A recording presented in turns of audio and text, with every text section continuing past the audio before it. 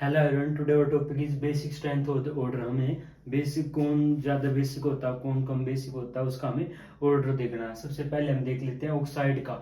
जो ऑक्साइड क्या होता है, जिसमें मेटल का ऑक्सीजन के साथ बॉन्ड बना हुआ है, या कोई भी आइटम है जिसका ऑक्सीजन के साथ अगर बॉन्ड बना हुआ है, उसको उसका ऑक्साइड बोलते हैं।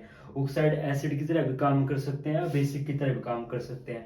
एसिड की तरह काम करेंगे तो क्या क्या करेंगे, ऐसे ये ऑक्साइड है, मेटल का किसी भी चीज का ऑक्साइड है, ये वाटर के साथ रिएक्शन करेगा और ये H पॉजिटिव आयन दे रहा है। जो H पॉजिटिव आयन देता है उसको क्या बोलते हैं हम, एसिड बोलते हैं ना। जो भी आइटम, जो कोई भी एलिमेंट अगर H पॉजिटिव रिलीज करता है तो उसको हम एसिड बोलते हैं। तो ये मेटल ऑक्साइड वाटर के साथ रिएक्शन करे, H पॉजिटिव दे रहा है और ये एक इसका ऑक्साइड बना रहा है, दूसरा ऑक्साइड बना रहा है। तो अगर ये इस टाइप का रिएक्शन होता है तो उसको बोलते हैं हम एसिडिक।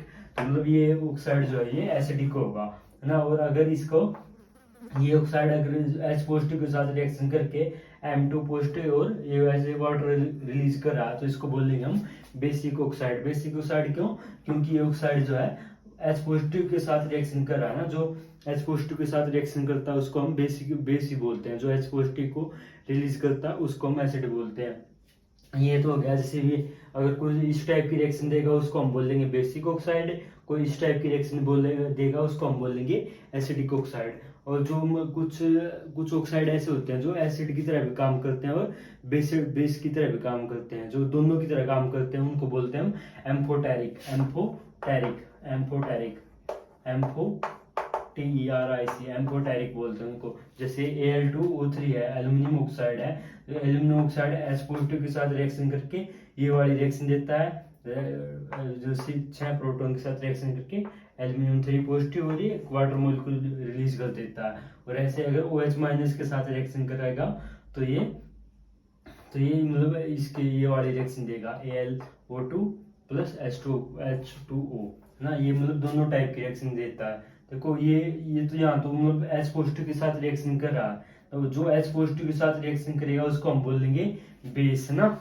उसको हम बोलेंगे बेस। जो H पॉजिटिव देगा उसको तो बोलेंगे एसिड, जो H पॉजिटिव के साथ रिएक्शन करेगा उसको हम बोलेंगे बेस। तो इस रिएक्शन में अगर इस टाइप का रिएक्शन दे रहा है एल्यूमिनियम ऑक्साइड तो उसको बोलेंगे हम बेसिक ऑक्साइड। हाँ, ये बेस की तरह काम करेगा, इसको बोलेंगे हम बेसिक ऑक्साइड। अगर ये OH माइनस के साथ रिएक्शन कर रहा है तो ये OH माइनस, मान लो कोई बेस है, OH माइनस का मतलब बेस है। अगर ये बेस के साथ रिएक्शन कर रहा है तो ये क्या है, ये एसिड है ना। तो अगर ये टाइप की रिएक्शन देगा तो इसको बोलेंगे हम एसिडिक ऑक्साइड, इसको बोलेंगे एसिडिक ऑक्साइड। तो जनरली जो मेटल के ऑक्साइड होते हैं वो बेसिक होते हैं। मेटल ऑक्साइड होते हैं बेसिक होते हैं। और जो मेटल ऑक्साइड तो बेसिक होते हैं, और जो नॉन मेटल के ऑक्साइड होते हैं वो एसिडिक होते हैं। और जो मतलब सेमी मेटल वो होते हैं जो मतलब मेटल की तरह भी काम करते हैं, नॉन मेटल की तरह भी काम करते हैं। तो जो सेमी मेटल होते हैं उनके जो ऑक्साइड होते हैं वो एम्फोटेरिक होते हैं। जैसे एल्यूमिनियम है, एल्यूमिनियम जो है एक एम्फोटेरिक की तरह काम कर रहा है। और एल्यूमिनियम क्या होता है, सेमी मेटल होता है।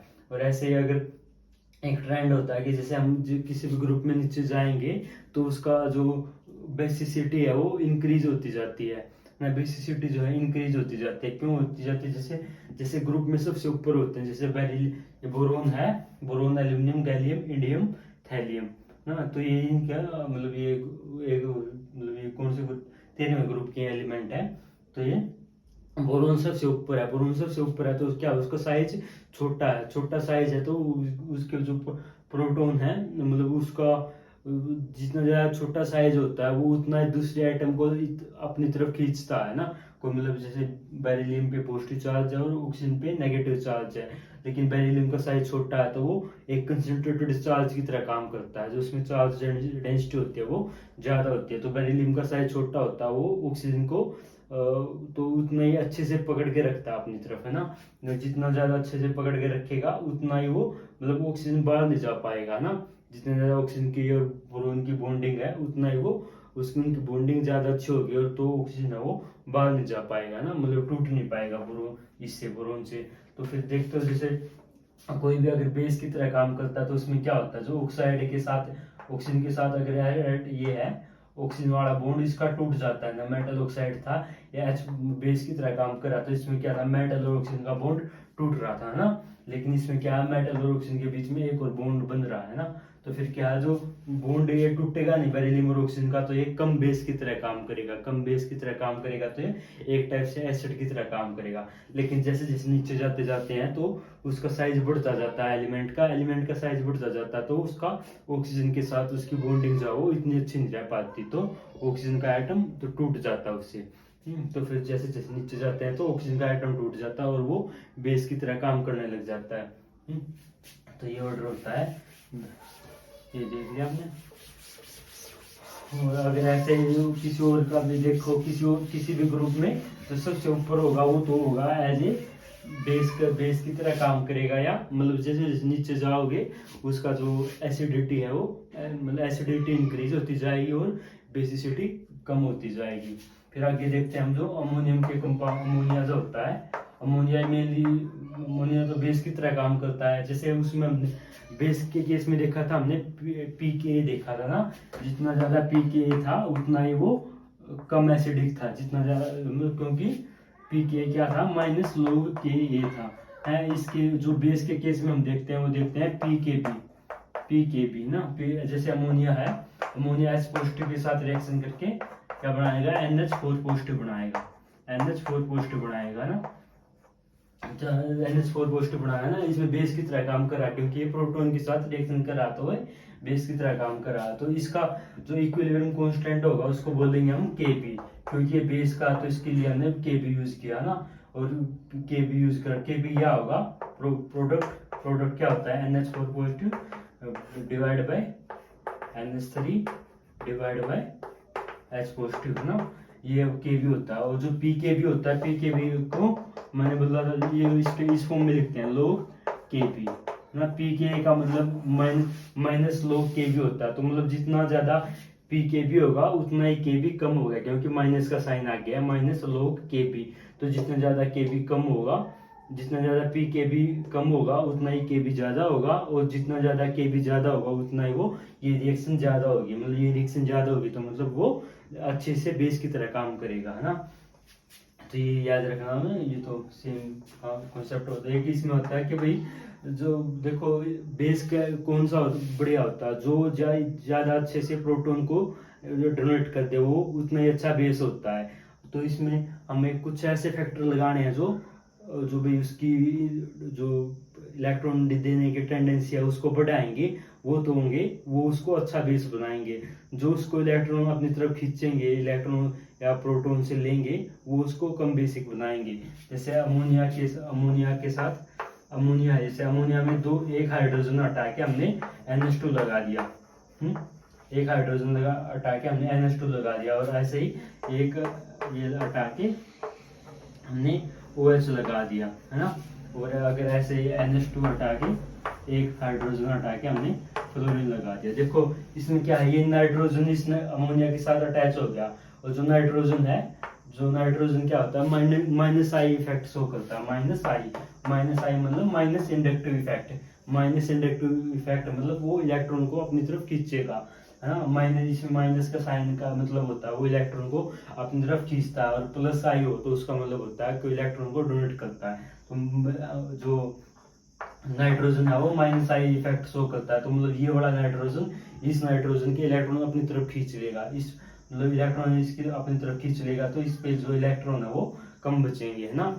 तो मतलब इस पे इलेक्ट्रॉन कम बचेंगे, तो ये वाला है जो ये जो पूरा कंपाउंड है वो अमोनिया से कम बेसिक होगा ना, ये अमोनिया जो है इससे ज्यादा बेसिक होगा। और ऐसे ही अगर अगले में क्या है, ऑक्सीजन की इलेक्ट्रोनेगेटिविटी जो है नाइट्रोजन से भी ज्यादा होती है, तो ये और भी ज्यादा खींचेगा। ऐसे ही फ्लोरीन की सबसे ज्यादा होती है, तो फ्लोरीन और ज्यादा खींचेगा। तो इसमें जो ऑर्डर होगा, मान लो इसको एक मान ले, 2 3 4, सबसे ज्यादा एसिडिक बेसिक होगा, सबसे ज्यादा बेसिक कौन होगा, सबसे ज्यादा तो अमोनिया होगा। फिर क्या होगा, फिर ये वाला कंपाउंड होगा, सेकंड वाला, फिर थर्ड वाला, और फिर फोर्थ वाला। ये होता है बेसिसिटी ऑर्डर इसमें, क्योंकि जो माइनस आई इफेक्ट है वो माइनस आई इफेक्ट क्या कह रहा है, बेसिसिटी को कम कर रहा है। और ऐसे ही हम कोई प्लस आई इफेक्ट वाला लगा दें तो वो बेसिसिटी को बढ़ा देगा। जैसे अमोनिया है, अमोनिया के एक हाइड्रोजन हटा के हम एक हाइड्रोजन अमोनिया, एक हाइड्रोजन हटा के हम CH3 लगा दें ना, CH3 लगा दें, और फिर क्या करें, 2 हाइड्रोजन हटा के CH3 2 लगा दें, CH3 2 लगा दें, और ऐसे ही एक ऐसा हो जाए कि भाई तीनों CH3 है ना। तो इसको तो मिलेंगे जो ये जब पर मतलब अमोनिया है ना, तो खाली अमोनिया, तो इसको हम बोलते हैं 0 डिग्री, इसको बोलते हैं प्राइमरी ना। प्राइमरी क्यों, क्योंकि इसमें एक मिथाइल ग्रुप है। इसको बोलते हैं सेकेंडरी क्योंकि इसमें दो मिथाइल ग्रुप, और इसको बोलते हैं टर्सरी अमोनिया, तो क्योंकि इसमें 3 मिथाइल ग्रुप है। तो इसमें क्या होता है, जो अगर तो गैस है, अगर गैस फेज है, तो मतलब मान लो सारे जो कंपाउंड है गैस इस फेज में है, गैस की फॉर्म में है, तो इसका ऑर्डर होगा जो सिंपली जो इंडक्टिव इफेक्ट का ऑर्डर होता है ना।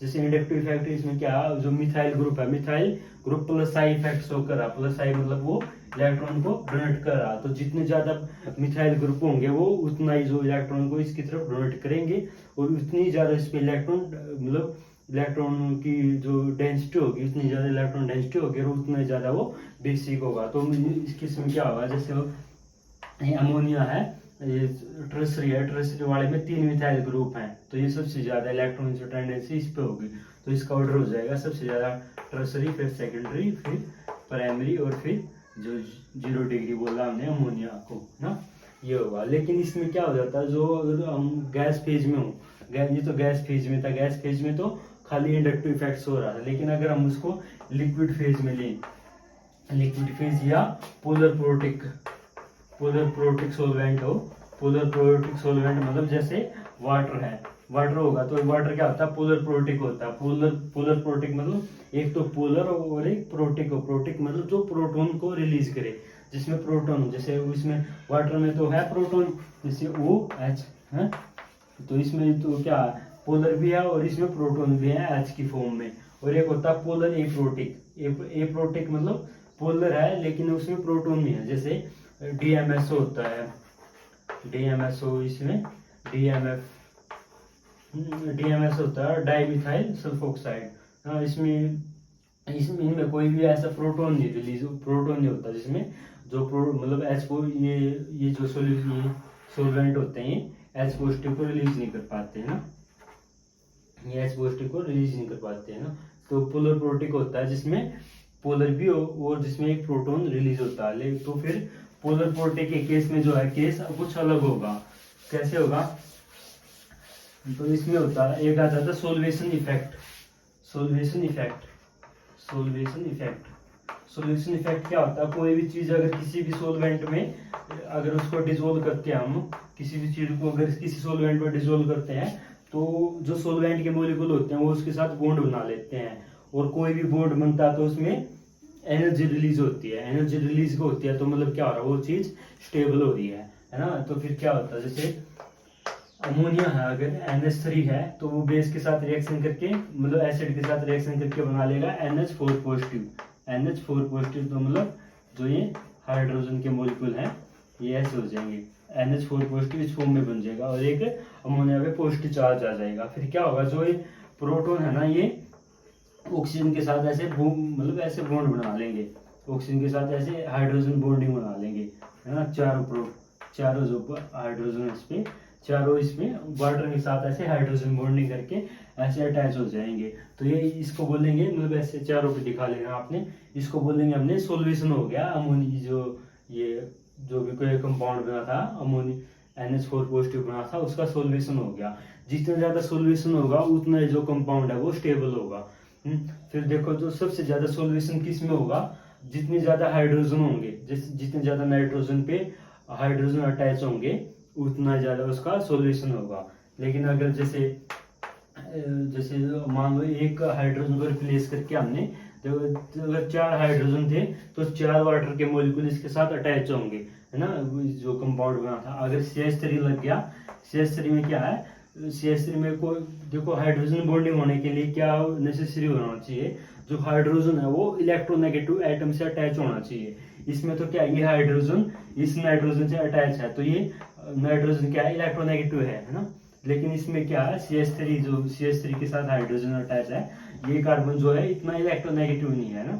तो ये अगर CH3 के साथ हाइड्रोजन अटैच है तो वो हाइड्रोजन बॉन्डिंग शो नहीं करेगा ना, तो फिर क्या हो जाएगा, जो ये तो CH3 वाले हाइड्रोजन है वो हाइड्रोजन बॉन्डिंग नहीं शो करेंगे। तो इसमें तो अगर एक मिथाइल ग्रुप लगा दिया तो उस केस में 3 वाटर के मोलिक्यूल उसके साथ जाके अटैच होंगे। अगर एक और को लगा दिया, एक और को हटा के हमने मिथाइल ग्रुप लगा दिया तो उस केस में जो है 2 वाटर के मोलिक्यूल इसमें जाके अटैच होंगे इसके साथ। अगर एक को हटा दिया तो उसमें बस एक ही जो है, बस जो एक जो नया H पॉजिटिव आया था वो एसिड से, वो ही जो है सोल्यूशन इफेक्ट शो कर पाएगा। तो सोल्यूशन इफेक्ट के बेस पे जो स्टेबिलिटी होगी वो किसकी होगी, उस पर 0 डिग्री, सबसे 0 डिग्री में 4 प्रोटॉन थे तो उसका सबसे ज्यादा सोल्यूशन हो रहा था, जो 0 डिग्री, फिर प्राइमरी, फिर सेकेंडरी और फिर टर्सरी। ये है, ये किसके बेस पे है, सोल्यूशन इफेक्ट के बेस पे। सोल्यूशन इफेक्ट के बेस पे स्टेबिलिटी का ऑर्डर ये है। और इंडक्टिव इफेक्ट के बेस पे स्टेबिलिटी का ऑर्डर क्या था, टर्सरी, सेकेंडरी, प्राइमरी और फिर ये जो ये था। हाँ देखो सोल्यूशन इफेक्ट के बेस पे तो ये है, और जो प्राइमरी जो इंडक्टिव इफेक्ट था उसके बेस पे ये है, लेकिन जो ओवरऑल रिजल्ट होगा वो इन दोनों का कॉम्बिनेशन होगा। तो इन दोनों का कॉम्बिनेशन क्या होगा, जैसे अगर तो हम CH3 को रिप्लेस कर रहे हैं हाइड्रोजन के साथ, CH3 को रिप्लेस कर रहे हैं, तो उस केस में तो क्या है, जो देखो जो इनका जो मतलब दोनों चीज जिसमें बराबर सी होंगी, मतलब सॉल्यूशन की है, सॉल्यूशन में भी जो बीच में होगा और इंडक्टिव में भी जो बीच में होगा, उसमें जो है वो सबसे ज्यादा बेसिक होगा। तो सबसे ज्यादा बेसिक होगा सेकेंडरी, फिर हो जाएगा टर्सरी, फिर होगा प्राइमरी, और जो सबसे 0 डिग्री तो सबसे कम ही रहेगा। ये है CH3 के केस में, अगर अमोनिया के हाइड्रोजन को हटा के हमने CH3 लगा दिया। और लेकिन अगर मिथाइल ग्रुप लगा दें तो उस केस में क्या होगा, सेकेंडरी, प्राइमरी जो है वो ज्यादा होगा टर्सरी से, फिर 0 डिग्री। प्राइमरी क्यों इसमें क्यों हो जाएगा, क्योंकि इसमें तो CH3 के केस में तो क्या था, CH3 था ना, तो टर्सरी में जो CH3 था, और इसमें आ गया इथाइल ग्रुप। लेकिन जो इथाइल ग्रुप है वो ज्यादा स्टेरिक हिंड्रेड है ना, इथाइल ग्रुप का साइज जो है वो ज्यादा बड़ा है, तो ज्यादा बड़ा होने के कारण उसमें जो स्टेरिक हिंड्रेंस ज्यादा हो जाएगी। स्टेरिक हिंड्रेंस ज्यादा हो जाएगी तो जो तो है वो प्राइमरी वाला जो है वो ज्यादा हो जाएगा टर्सरी से, लेकिन इतनी स्टेरिक हिंड्रेंस नहीं होगी कि वो सेकेंडरी वाले से भी ज्यादा हो जाए। तो फिर अगर C2H5 है तो ये ऑर्डर हो जाएगा, इस केस में ये हो जाएगा ना।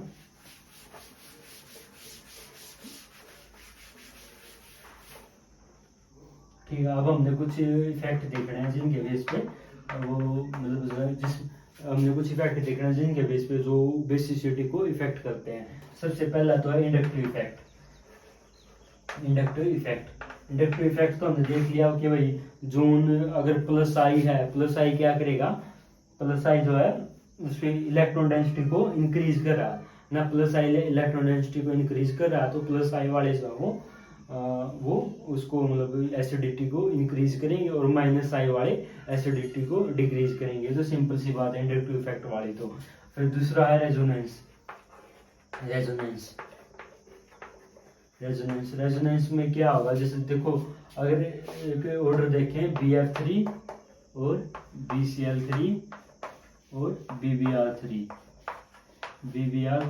ये क्या है, ये हैलोजन है। इनमें सबसे ज्यादा inductive effect minus I effect show करेंगे, हैलोजन जो है माइनस आई इफेक्ट शो करते हैं। तो सबसे ज्यादा माइनस आई इफेक्ट किसका होगा, फ्लोरीन का होगा, और फिर क्लोरीन का होगा, फिर ब्रोमीन का होगा, जो माइनस आई इफेक्ट शो कर रहा है। और तो फिर ये क्या कर रहा, माइनस आई इफेक्ट शो कर रहा, तो ये मतलब तो फिर क्या है, इसकी जो है ये जो एसिडिटी है ये सबसे ज्यादा होनी चाहिए माइनस आई वाले की। माइनस आई क्या करेगा इसमें, BF3 क्या करेगा, जैसे BF3 किसकी तरह काम करता है, BF3 एक बेस एसिड की तरह काम करता है। क्यों, क्योंकि इसमें इसके वैलेंस इलेक्ट्रॉन देखोगे तो आप कितने अच्छे हैं, 3 बॉन्ड बने हुए हैं, और एक बॉन्ड में कितने इलेक्ट्रॉन होते हैं, 2 इलेक्ट्रॉन होते हैं। तो 3 में कितने होंगे, 6 इलेक्ट्रॉन होंगे, तो होने कितने चाहिए, 8 होने चाहिए। तो ये अपने ऑक्टेट को कंप्लीट करने के लिए बाहर से इलेक्ट्रॉन लेना चाहेगा, तो उसको बोलते हैं हम लेविस एसिड। जो इलेक्ट्रॉन लेना चाहेगा उसको बोलते हैं लेविस एसिड, जो इलेक्ट्रॉन देना चाहता है उसको बोलते हैं लेविस बेस। तो फिर क्या है, एफ माइनस क्या कर रहा है, एफ फ्लोरीन क्या कर रहा है, इससे इलेक्ट्रॉन को अपनी तरफ खींच रहा है। इलेक्ट्रॉन को अपनी तरफ खींच रहा है, तो क्या कर रहा है, इस पे ज्यादा पॉजिटिव चार्ज आ रहा है, और जो फ्लोरीन है उस पे आ रहा है माइनस चार्ज। जितना ज्यादा पॉजिटिव चार्ज होगा वो उतना ही अच्छे से इलेक्ट्रॉन को अपनी तरफ खींचेगा। तो मतलब सबसे ज्यादा एसिडिक, सबसे ज्यादा एसिडिटी किसकी होनी चाहिए, BF3 की होनी चाहिए, क्योंकि BF3 क्या करेगा, इनमें फ्लोरीन जो इलेक्ट्रॉन को अपनी तरफ खींच रहे हैं और इस पे इलेक्ट्रॉन डेफिशिएंसी को और बढ़ा रहे हैं। जितनी ज्यादा इलेक्ट्रॉन डेफिशिएंसी होगी इस पे, उतना ही अच्छे से वो प्रोटॉन से, उतने ही अच्छे से वो बेस से इलेक्ट्रॉन को लेगा, मतलब उतना ही ज्यादा अच्छा वो एसिड होगा। तो फिर क्या क्या है, BF3 सबसे ज्यादा एसिडिक होना चाहिए, फिर BCl3 होना चाहिए, है ना। फिर ये सबसे कम BBr3 होना चाहिए। लेकिन इस केस में क्या हो जाता है, जो जो बोरोन होता है उसके पास एक F ऑर्बिटल जो है वो खाली होता है, F जो p ऑर्बिटल खाली होता है। और जो फ्लोरीन है, फ्लोरीन के पास लोन पेयर है, तो जो इसके लोन पेयर होते हैं, मतलब फ्लोरीन के पास लोन पेयर है, तो ये जो अपने लोन पेयर है वो इसको बोरोन को डोनेट कर देता है ना, बोरोन को डोनेट कर देता है। तो इनके बीच में एक टाइप से डबल बॉन्ड बन जाता है। देखो ये फ्लोरीन इसको बॉन्ड डोनेट करा, तो ये किसकी वजह से करा, ये रेजोनेंस की वजह से शो करा ना, रेजोनेंस हो रहा है एक टाइप से इनके बीच में। तो फ्लोरीन जो है रेजोनेंस से ये अपने इलेक्ट्रॉन बोरोन को ट्रांसफर कर रहा है ना, बोरोन को ट्रांसफर कर रहा, तो क्या हो रहा है, इनके बीच में एक टाइप का डबल बॉन्ड बन रहा है। तो अब देखो ये फ्लोरीन अपने इलेक्ट्रॉन ट्रांसफर कर रहा है, तो फिर क्या हो रहा है, इस पे बोरोन पे इलेक्ट्रॉन की डेंसिटी है वो बढ़ रही है, क्योंकि फ्लोरीन से इलेक्ट्रॉन इसमें जा रहे हैं। तो इसको बोलते हैं हम प्लस आर इफेक्ट। यहाँ पे जो शो कर रहा था माइनस आई इफेक्ट, इस केस में तो शो कर रहा था माइनस आई इफेक्ट, और यहाँ पे शो कर रहा है plus R effect. Plus R मतलब रेजोनेंस शो कर रहा, तो रेजोनेंस इफेक्ट होता है वो माइनस आई इफेक्ट से बहुत ज्यादा स्ट्रॉन्ग होता है। ये आपने ध्यान रखना है, जो रेजोनेंस इफेक्ट होता है वो इंडक्टिव इफेक्ट से स्ट्रॉन्ग होता है। तो फिर इसमें क्या, जो रेजोनेंस इफेक्ट है उसको हम देखेंगे, क्योंकि रेजोनेंस इफेक्ट जो है ज्यादा डोमिनेंट होता है। तो फिर इसमें क्या करा, फ्लोरीन जो है इसको अपने इलेक्ट्रॉन डोनेट करा बोरोन के एम्प्टी p ऑर्बिटल में। तो फिर इनके बीच में डबल बॉन्ड आ रहा है एक तो, और एक क्या हो रहा है, इस पे इलेक्ट्रॉन डेंसिटी जो है वो मतलब बढ़ रही है, इलेक्ट्रॉन डेंसिटी बोरोन पे बढ़ रही है, इलेक्ट्रॉन डेंसिटी इंक्रीज हो रही है। तो क्या हो रहा है, वो प्रोटॉन जो मतलब जितनी ज्यादा इलेक्ट्रॉन डेंसिटी इस पे ज्यादा होगी, वो उतना ही कम अच्छे से बेस के साथ रिएक्शन करेगा। तो इसकी जो है एसिडिटी कम होगी, है ना, इसकी एसिडिटी जो है वो कम होगी, क्योंकि इस पे इलेक्ट्रॉन डेंसिटी बढ़ गई, है ना। तो इसकी एसिडिटी बढ़ गई, मतलब एसिडिटी जो है इसकी कम हो गई इसकी वजह से। तो इसमें इसको बोलते हैं हम बैक बॉन्डिंग, है ना। इसमें पाई इसको बोलते हैं पी पाई बैक बॉन्डिंग, इसको बोलते हैं पी पाई बैक बॉन्डिंग। लेकिन देखो इसमें तो बोरोन है उसके पास भी 2p ऑर्बिटल है, और फ्लोरीन के पास भी 2p ऑर्बिटल है। तो इन जो 2p के बीच में अच्छे से जो है बैक बॉन्डिंग या रेजोनेंस होगी। लेकिन अगर क्लोरीन देखोगे इसकी जगह का, फ्लोरीन की जगह, तो क्लोरीन में क्या आ जाता है, 3p आ जाता है, और इसके बोरोन का है 2p। और तो 3p और 2p के बीच में इतने अच्छे से बैक बॉन्डिंग हो नहीं पाएगी। और ब्रोमीन के केस में तो क्या है, पर ब्रोमीन के केस में 4p और 2p है। तो ब्रोमीन के केस में बिल्कुल ही नहीं हो पाएगी उसके बैक बॉन्डिंग नहीं हो पाएगी। तो क्या होगा, उसमें इलेक्ट्रॉन डेंसिटी कम बचेगी, इलेक्ट्रॉन डेंसिटी इसमें बोरोन के पास बहुत कम होगी, तो वो उतना अच्छे से वो बेस के साथ रिएक्शन करेगा। तो सबसे ज्यादा एसिडिटी किसकी होगी, इस वाले कंपाउंड की होगी ना। तो असली ऑर्डर कौन सा हो जाता है, ये वाला हो जाता है, सबसे ज्यादा एसिडिक ये होता है, और सबसे कम बोरोन फ्लोराइड होता है। किसकी वजह से, पी पाई बैक बॉन्डिंग की वजह से सबसे ज्यादा एसिडिक BBr3 हो जाता है, फिर BCl3 हो जाता है, और BF3 हो जाता है। तो ये वाला ऑर्डर जो हम देख रहे थे वो गलत हो जाता है, जो खाली इंडक्टिव इफेक्ट के बेस पे हम देख रहे थे। ये था रेजोनेंस का इफेक्ट। अगला हम देखते हैं स्टेरिक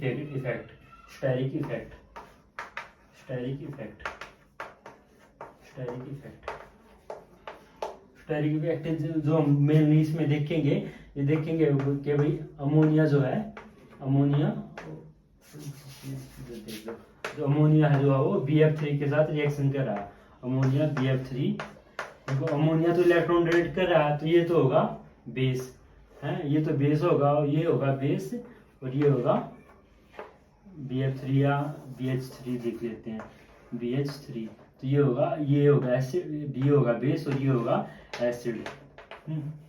तो इसमें हमने स्टेरिक इफेक्ट देखना। स्टेरिक इफेक्ट मतलब स्टेरिक मतलब जो स्टेरिक हिंड्रेंस जिसको बोलते हैं, उसकी वजह से देखो ये सबसे पहले हम देखते हैं, ये 3 कंपाउंड देखते हैं हम।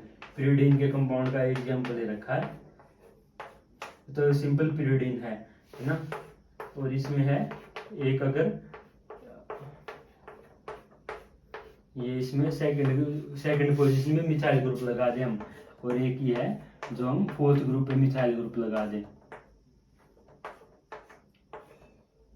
ये नाइट्रोजन है और यहाँ पे हमने मिथाइल ग्रुप लगा दिया। देखो अगर एक खाली इंडक्टिव इफेक्ट के बेस पे देखें, जो इंडक्टिव इफेक्ट जो होता है वो डिस्टेंस बेस होता है, मतलब जितना ज्यादा करीब होगा, मान लो इस CH3 को यहाँ पे इंडक्टिव इफेक्ट शो करना है, तो जितना ज्यादा ये इसके पास होगा उसका इंडक्टिव इफेक्ट ज्यादा होगा। तो मतलब इस केस में जैसे CH3 जो है दूर है इस नाइट्रोजन से, तो इस केस में जो इंडक्टिव इफेक्ट है वो CH3 का कम होगा, और जो सेकंड यहाँ पे है ये CH3 जो पास है नाइट्रोजन के, इसका इंडक्टिव इफेक्ट ज्यादा होगा। खाली इंडक्टिव इफेक्ट के बेस पे देखें हम, तो क्या होना चाहिए, सबसे ज्यादा जो एसिडिक ये होना चाहिए CH3 वाला, क्योंकि इसमें CH3 कौन सा इफेक्ट शो करता है, प्लस साइन शो करता है, मतलब जो इलेक्ट्रॉन डेंसिटी को इंक्रीज करता है। तो CH3 को क्या करेगा, इस प्लस साइन की वजह से इस नाइट्रोजन पे इलेक्ट्रॉन डेंसिटी ज्यादा हो जाएगी, तो इसका इंडक्टिव जो इसका बेसिसिटी है वो सबसे ज्यादा होनी चाहिए, फिर इसकी होनी चाहिए, है ना, क्योंकि ये भी कुछ तो डोनेट कर ही रहा है, वैसे से थोड़ा बहुत पहुंचेगा यहाँ तक, लेकिन कुछ तो जो है CH3 का प्लस इफेक्ट शो हो रहा है। लेकिन जो एक्चुअल में क्या होता है, एक्चुअल में सबसे ज्यादा बेसिस जो एसिडिटी है वो सबसे ज्यादा बेसिसिटी जो है इसकी होती है, से थर्ड वाले कंपाउंड की है। देखो और ये किसके साथ देखते हैं हम, वो BCH3 के साथ, BCH3 के साथ ना, इसमें मतलब इसमें जो मतलब ये जो सारे हाइड्रोजन थे उसको हमने इसके मिथाइल ग्रुप के साथ मतलब रिप्लेस कर दिया। तो अगर इस कंपाउंड के साथ अगर इनकी जो बेसिसिटी देखेंगे, तो ऑर्डर क्या होगा, सबसे ज्यादा तो थर्ड वाला होगा, और फिर होगा सेकंड वाला, और फिर होगा फर्स्ट वाला। ये ध्यान रखना, जो हम देख रहे हैं कौन से कंपाउंड के साथ देख रहे हैं, इस BCH3 के साथ देख रहे हैं ना, मतलब BCH3 के मतलब जो ये वाला नाइट्रोजन है इसको इलेक्ट्रॉन डोनेट करेगा, तो इस कंपाउंड को देख रहे हैं हम। तो इस कंपाउंड के केस में क्या होगा, जो ये नाइट्रोजन है,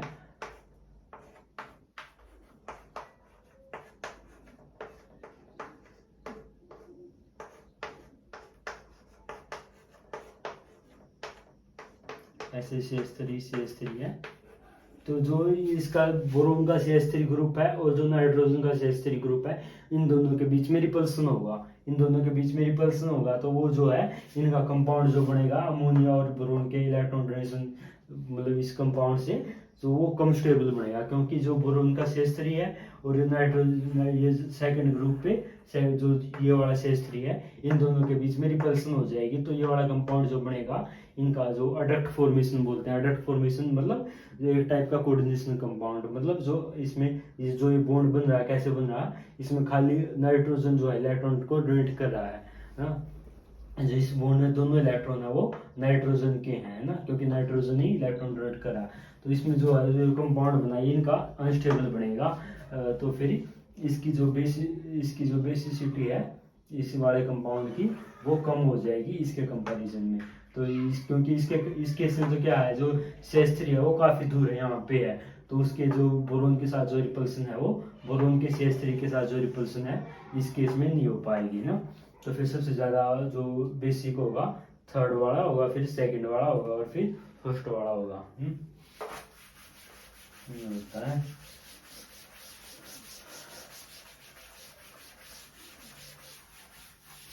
एक होता है जैसे जैसे अगर कोई भी BH3 है, BH3 कंपाउंड है, BH3 कंपाउंड है, तो इस केस में क्या है, इसकी हाइब्रिडाइजेशन है sp2 हाइब्रिडाइजेशन है इसकी, और जो इनके बीच में बॉन्ड एंगल है वो है 120 डिग्री है। और स्ट्रक्चर कौन सा इसका, ट्राइगोनल प्लेनर है, मतलब दो बॉन्ड ऐसे हैं और एक बॉन्ड इस टाइप से है, और sp2 इसकी हाइब्रिडाइजेशन है। लेकिन जब ये अमोनिया के साथ ऐसे बॉन्ड बना लेता है तो इसकी ये इसमें चेंज हो जाता है, तो मतलब इसकी एक बॉन्ड ज्यादा बन जाता है इसमें इस टाइप का बन जाता है, ये इस टाइप का बन जाता है। तो इसमें कितने हैं, इसमें 4 बॉन्ड है बोरोन के, तो इसकी हाइब्रिडाइजेशन हो जाती है sp3, और इसकी स्ट्रक्चर कौन सी हो जाती है, ट्राइगोनल, इसकी हो जाती है टेट्राहेड्रल हो जाती है ना। sp3 में स्ट्रक्चर कौन सी होती है, टेट्राहेड्रल होती है। देखो जो BF3 है, BF3 के केस में क्या है, वो चारों बॉन्ड मतलब जो तीनों बॉन्ड है उनके बीच में एंगल कितना 120 डिग्री है, लेकिन इसमें टेट्राहेड्रल में होता है 105.9 डिग्री ना, ये इतना होता है। लेकिन जो देखो जो ट्राइगोनल प्लेनर है उसमें बॉन्ड एंगल ज्यादा है, तो वो जो जितने भी ग्रुप लगे हुए हैं बोरोन के साथ वो ज्यादा दूर दूर हैं, लेकिन इस केस में जो है एंगल है वो कम है, तो इसमें जो जो दो ग्रुप हैं वो ज्यादा पास पास में है, तो मतलब इस केस में रिपल्सन होगा, है ना। इसके जो जो मतलब अगर ये दो बॉन्ड है, इन दोनों के बीच में रिपल्सन होगा ना, रिपल्सन होगा, तो इसको बोलते हैं बी स्ट्रेन बोलते हैं। हाँ, तो इसके इन दोनों के बीच में रिपल्सन होगा, तो मतलब क्या है, जो पहले तो BH3 था उस केस में तो रिपल्सन कम है, लेकिन जो अगर उसने अमोनिया के साथ कंपाउंड बना लिया तो फिर उस केस में जो रिपल्सन होगा वो ज्यादा होगा, क्योंकि बॉन्ड एंगल वो कम हो गया। लेकिन वो कंपाउंड तो बनाएगा ना, अमोनिया के साथ कंपाउंड तो उसको बनाना पड़ेगा, क्यों, क्योंकि उसको अपना ऑक्टाइड कंप्लीट करना है, क्योंकि बोरोन के पास तो 6 इलेक्ट्रॉन है, इसलिए जो है वो अमोनिया के साथ तो कंपाउंड बनाएगा ही बनाएगा। लेकिन फिर क्या होगा, देखो अगर जितना ज्यादा इसके बोरोन के ऊपर हम रिपल्सन बढ़ाते जाएंगे, अगर हमने यहाँ पे CH3 लगा दिया, CH3 लगा दिया, तो इन दोनों के बीच जो ये दो ग्रुप है CH3 इन दोनों के बीच में रिपल्सन जो है वो ज्यादा इंक्रीज हो जाएगा, है ना, रिपल्सन ज्यादा बढ़ जाएगा। तो जो ये कंपाउंड बन रहा है अमोनिया के और इसके इलेक्ट्रॉन डोनेशन से, वो कम स्टेबल बनेगा ना, क्योंकि इन दोनों के बीच में रिपल्सन है। ये कंपाउंड कम स्टेबल बनेगा तो क्या बोल सकते हैं हम, जो ये वाला कंपाउंड था वो कम एसिडिक है ना, ये कम बोल सकते हैं ना। ये कंपाउंड जितना ज्यादा एसिडिक होगा उतना ही जो है कंपाउंड ज्यादा स्टेबल बनेगा, और जितना ज्यादा ये कंपाउंड पूरा अनस्टेबल बनेगा उतना ही जो भी ये वाला बोरोन वाला कंपाउंड है वो उतना ही कम एसिडिक है। तो फिर ये अगर मान लो हमने CH3 ग्रुप लगा दिया, तो उस केस में क्या होगा वो, तो इस केस में जो है रिपल्सन बढ़ गई इन दोनों ग्रुपों के बीच में, और तो ये वाला ग्रुप है वो कम एसिडिक होगा, है। लेकिन कुछ ऐसे ग्रुप हो जाते हैं, जैसे ये वाला ग्रुप है, ये ग्रुप आपकी बुक में दे रखा है BCH3 ना, मतलब इसमें बेंजीन के साथ 3 मिथाइल ग्रुप लगे हुए हैं, एक ही मिथाइल ग्रुप, एक ही मिथाइल ग्रुप और एक ही मिथाइल ग्रुप। इसको बोलते हैं ट्राइमिथाइल सिलेट ना, ट्राइमिथाइल सिलेट। अगर ये कंपाउंड लगा दिया हमने बोरोन के साथ ही मान लो इस कंपाउंड इसका CH2 जो है ये ऐसे बोरोन के साथ अटैच होगा, और ऐसे ही इसके साथ 3 ऐसे कंपाउंड जो अटैच हो गए ना, तो फिर क्या होगा, इस केस में जो रिपल्सन बहुत ज्यादा हो जाएगी दो ग्रुपों के बीच में। देखो अगर ये प्लेनर में तो मान लो स्टेबल है ये, क्योंकि इनके बीच में 120 डिग्री है, और इतना रिपल्सिंग ग्रुप है तो भी ये स्टेबल हो जाएगा। लेकिन अगर टेट्राहेड्रल उसने बना लिया, टेट्राहेड्रल में केस में इनके बीच में जो है रिपल्सन ज्यादा हो जाएगा, तो वो अनस्टेबल बनेगा तो जो ये जो है ट्राइगोनल प्लेनर की फॉर्म में रहना पसंद करेगा, प्लेनर की फॉर्म में रहना पसंद करेगा, तो वो मतलब लेस एसिडिक होगा अगर इसके साथ इसका कंपाउंड बना हुआ तो ये लेस एसिडिक होगा, है ना, ये होता है। और ये ऐसा ही हम जो अमोनिया के केस में भी देख सकते हैं, तो जैसे अमोनिया के केस में भी जैसे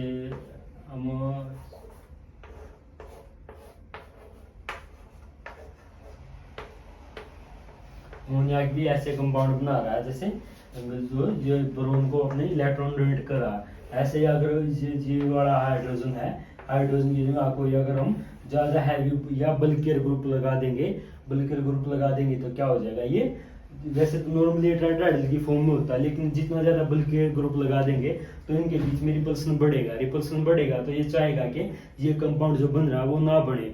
ये कंपाउंड वो कैसे नहीं बनेगा कि ये जो अगर टेट्राहेड्रल की फॉर्म में है ये अमोनिया तो ये इलेक्ट्रॉन डोनेट कर पा रहा है इसको, लेकिन अगर इसको ट्राइगोनल प्लेनर बना देंगे तो ये जो ये कंपाउंड मतलब तो ये नाइट्रोजन जो है वो बोरोन को इलेक्ट्रॉन डोनेट नहीं कर पाएगा। तो फिर क्या होगा, जो अगर हाइड्रोजन की जगह कोई ज़्यादा बल्कियर ग्रुप लगा देंगे तो जो है टेट्राहेड्रल की जगह वो ट्राइगोनल प्लेनर में कन्वर्ट हो जाएगा। ट्राइगोनल प्लेनर में कन्वर्ट हो जाएगा तो वो इलेक्ट्रॉन को डोनेट नहीं कर पाएगा, तो वो लेस बेसिक हो जाएगा ना। तो यही केस हो जाता है। जो फिर इस केस में क्या हो जाएगा, अगर कोई बल्कियर ग्रुप लगा दिया, मान लो हम बी से लिख रहे हैं, कोई ऐसे बल्कियर ग्रुप लगा दिया तो वो जो अमोनिया कंपाउंड है वो मतलब टेट्राहेड्रल होने के बजाय ट्राइगोनल प्लेनर बन जाएगा। और जो तो ट्राइगोनल प्लेनर में क्या होता है, sp2 हाइब्रिडेशन होता है। sp2 हाइब्रिडेशन मतलब उसमें 3 sp2 का मतलब क्या है, उसमें 3 ऐसे ऑर्बिटल हैं जो हाइब्रिडाइज हैं ना। sp2 मतलब 3 हाइब्रिडाइज ऑर्बिटल हैं, और तीनों जो हाइब्रिडाइज ऑर्बिटल हैं उन्होंने b के साथ ऐसे मतलब b मतलब इसका मतलब है बल्कियर ग्रुप, कोई भी बल्कियर ग्रुप है ना, कोई भी किसी भी बल्कियर ग्रुप के साथ उन्होंने बॉन्ड बनाया हुआ है। और जो p ऑर्बिटल है ये खाली p ऑर्बिटल है, मतलब p ऑर्बिटल है ये अनहाइब्रिडाइज p ऑर्बिटल है, अनहाइब्रिडाइज p ऑर्बिटल है। अनहाइब्रिडाइज p ऑर्बिटल में एक लोन पेयर बच जाएगा। तो ये जो लोन पेयर है वो बोरोन को डोनेट नहीं हो पाएगा ना, क्योंकि उसको डोनेट होने के लिए उसको टेट्राहेड्रल की फॉर्म में होना चाहिए। और जो फिर ये क्या होगा, ये लेस बेसिक हो जाएगा। ये बड़ा कंपाउंड लेस बेसिक, क्या बेसिक रहेगा ही नहीं, क्योंकि वो इलेक्ट्रॉन को डोनेट ही नहीं कर पाएगा। और ये किस केस में होगा, जब वो अमोनिया के साथ कोई बल्कियर ग्रुप अटैच होगा। तो ठीक है, हमने ये देखा, अगला हम अगले लेक्चर में कंटिन्यू करेंगे।